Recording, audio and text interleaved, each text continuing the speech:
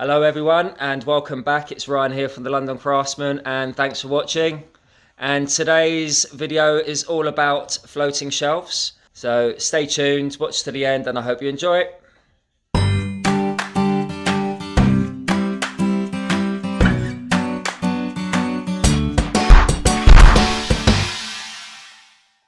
So the plan is to use scaffold boards because they're rustic. I'm going for a reclaimed scaffold board. They come in 3.9 meter lengths. That's the longest they come.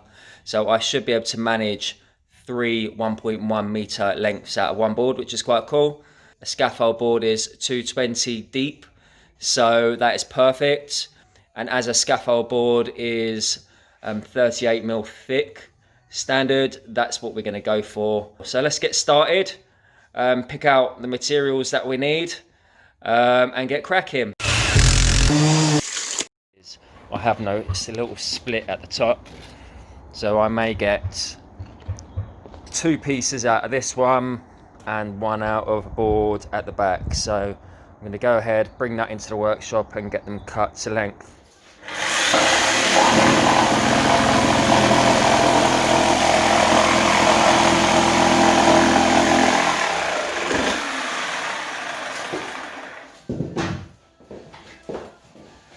Right, so now the shelves have been cut roughly to length with a jigsaw. I've set up my stopper at 1.1. It's got a little tab that you can move backwards and forwards.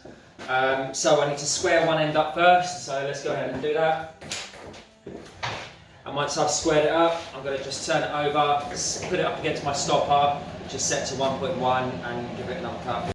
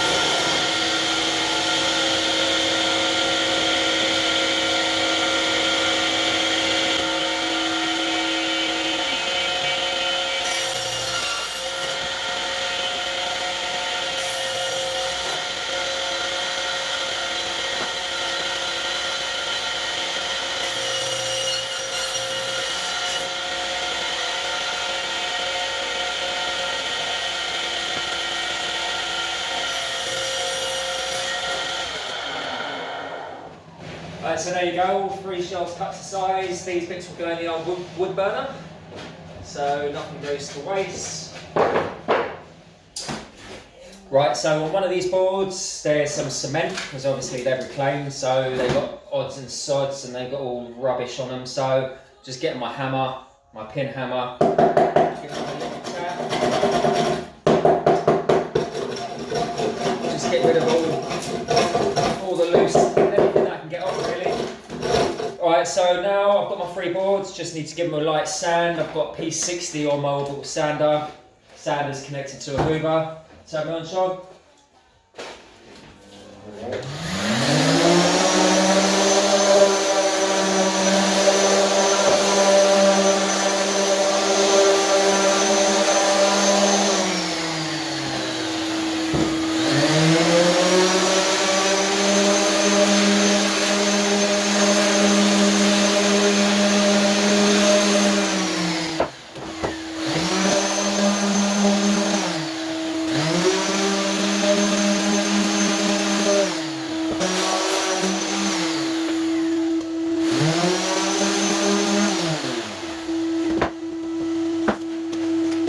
And the only thing missing now really is to sort out these edges. As you can see, they're freshly cut compared to the rest.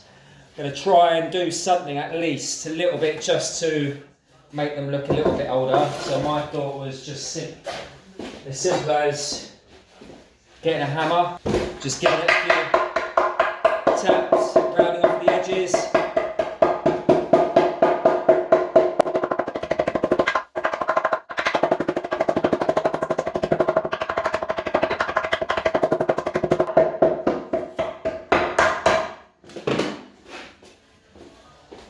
What do you think? Amazing what a hammer can do. Anyway, so I'm going to do that for the other 3 shelves. Then we'll be ready for drilling out for the adjustable shelf brackets. Where we need the bow up, so you need to look down the shelf. If there's a bow, for example, if you're looking down, you can see it's bowing one way. You really want the bow upwards. That's the way I do it anyway.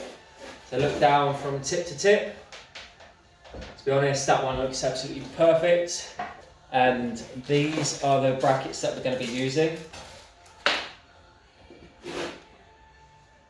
We need to work out where our pins are going to go. So my thought is 100 mil in, 100 mil in, and 1 in the centre.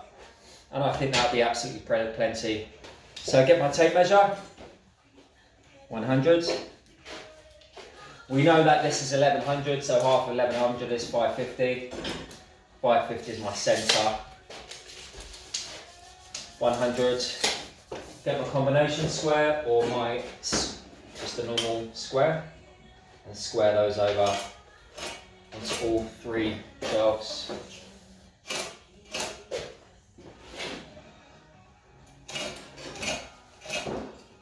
We need to mark the centre of the shelf. So we've got a 38mm shelf, so half that, that's 19. So we're going to come in 19mm for our centre line. You can use a combination square if you want. There you go. So if you have a look, we've got a 100mm line in, and then we've come in 19mm, which is half of the thickness of the boards, and we've done that on all 3. 1, 2, 3. So the next thing we're going to do is just make a little point with a sharp point, such as I think it's a brad or a sharp point. Anything will do. A screw, a small drill bit. And what I can do at the moment is use 3mm.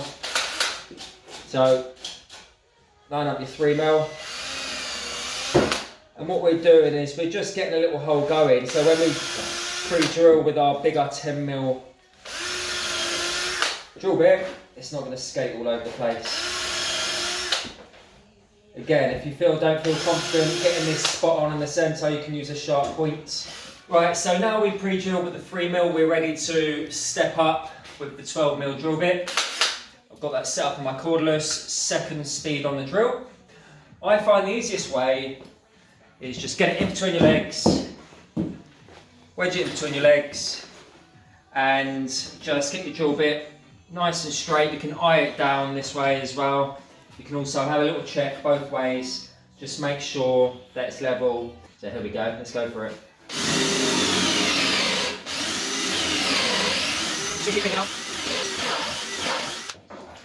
And that's going to allow for my pin to sit in nice and tight.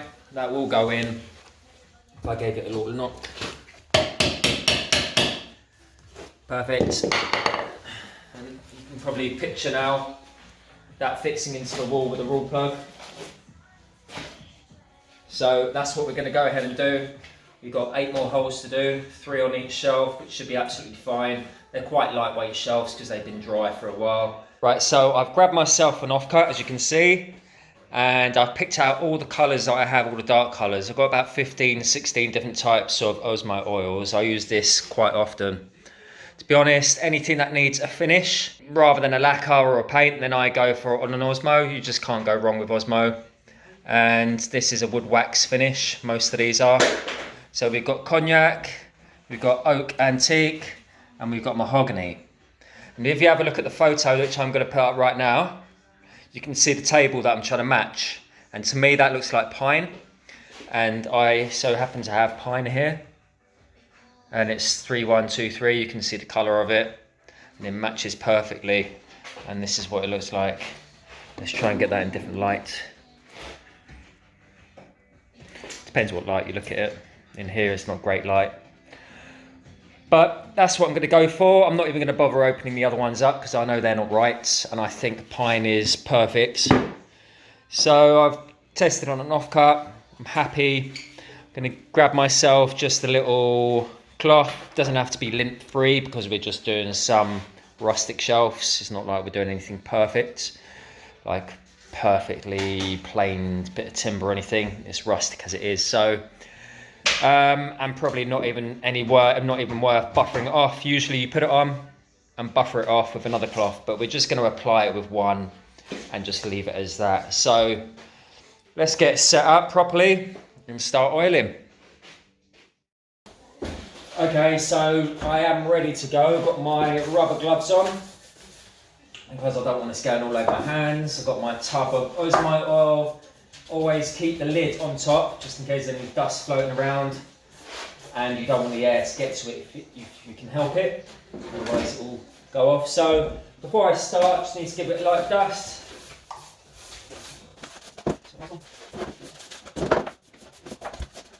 And this will just help stop contaminating the oil. I could decanter some of this into another tub, but I'm only doing 3 shelves, so I'm not going to bother. So get yourself your cloth. To be honest, this is a little bit too small, but I should be able to make it work. Like that. Roll it into a little ball. I've already stirred it and shaken it, so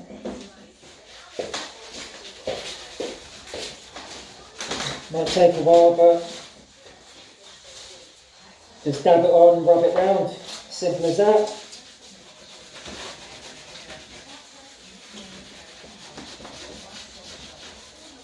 So that's what I'm going to crack on and do. I'll come back once it's all done and show you the finished product. Alright guys, so project's complete. Really easy this one. If I'm going to put it on a scale of 1 to 5, 1 being the easiest, I'd say this is a number 1, so anyone can give this a go with basic hand tools. But as you can see, really complete. Every piece has got its own style, its own patina, its own grain. So they're all the cuts that somebody's done back in the day when it was a scaffold board. You know, every piece is different. And you know, all these little cracks and splits actually give it a little bit of character. You can see the front edge. Nice and rustic. The way we've made the edges a bit more rustic, giving it a bit of a smack with a hammer. We're rounding those edges off. So yeah, looks great. And there the other 2. That is it for now. I hope you've enjoyed it all.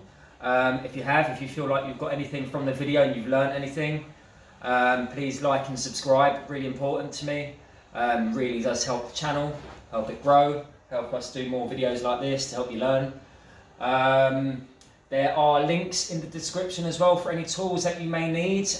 Just a reminder, if you do buy anything through my links, I do get a tiny bit of commission. Again, it does really help towards the channel because I can do more of this stuff. But apart from that, I hope you enjoyed. And yeah, I'll see you in the next one, guys. Ciao for now. Bye bye bye.